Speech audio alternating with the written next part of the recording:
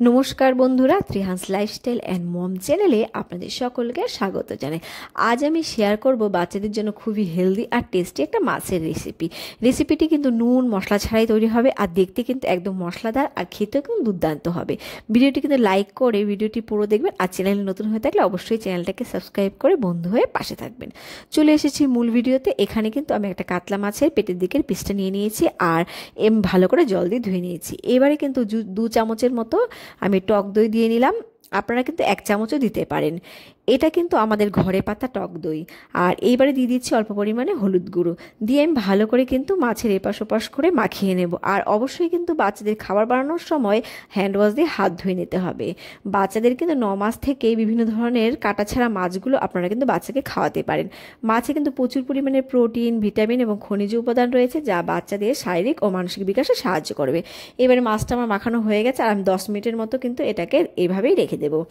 আর কাতলা মাছে কিন্তু ওমেগা 3 ফ্যাটি অ্যাসিড রয়েছে এবং ভিটামিন এ রয়েছে যা কিন্তু দৃষ্টিশক্তি এবং মস্তিষ্কের বিকাশে সাহায্য করে।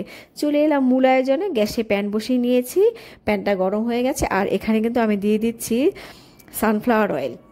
আপনারা চাইলে রাইস ব্রেন অয়েল বা অলিভ অয়েলও ব্যবহার করতে পারেন। আর এখানে কিন্তু আমি কালো জিরে ফোড়ন দিয়ে দিয়েছি আর সেটা কিন্তু ভিডিওতে স্কিপ হয়ে গেছে, সরি। এরপর আমি এখানে অল্প পেঁয়াজ কুচি দিয়ে দিলাম, দিয়ে আমি খানিকক্ষণ ভেজে নেব যতক্ষণ না পেঁয়াজের কাঁচা গন্ধটা যায়।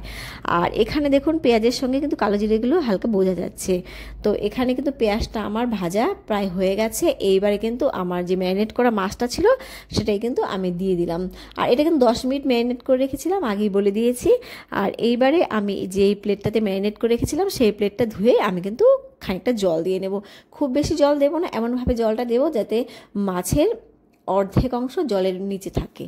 তো এবার দিয়ে ভালো করে মিশিয়ে আমি কিন্তু গ্যাসের ফ্লেমটাকে মিডিয়ামে রেখে এটাকে ফুটিয়ে নেব।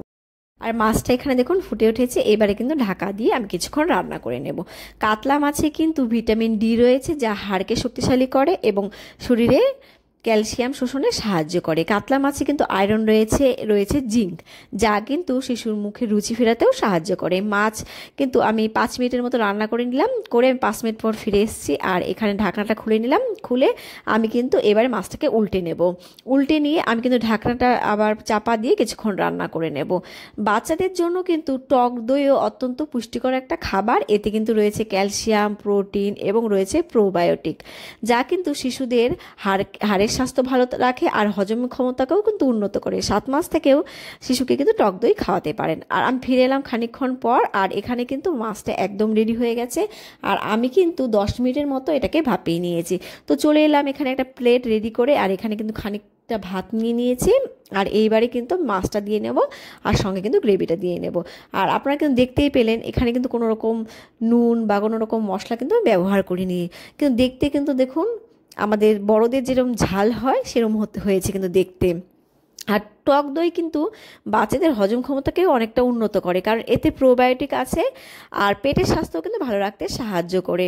টক দই রয়েছে ভিটামিন ডি যা কিন্তু ক্যালসিয়ামের শোষণকে উন্নত করে। আর টক দই কিন্তু শিশুদের রোগ প্রতিরোধ ক্ষমতা উন্নত করতে সাহায্য করে। এই তো ছিল পুষ্টিকর একটা মাছের রেসিপিটা যতটা দেখতে সুন্দর হয়েছে খেতেও কিন্তু অসম্ভব সুন্দর হয়েছে।